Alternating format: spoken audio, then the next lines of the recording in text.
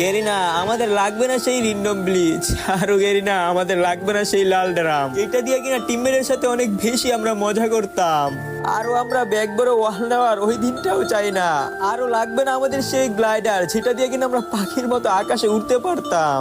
Garena আমাদের শুধু তোমার কাছে রিকোয়েস্ট একটাই, আমাদের অলিম্পিকটা ব্যাগ দাও। আর গেরিনা এই অলিম্পিকটা ব্যাগ দিলে তো তোমার কোনো সমস্যা নাই, কারণ এই অলিম্পিকটা ব্যাগ দিলে তো অনেক ওল্ড প্লেয়াররা আবারও ব্যাক করবে।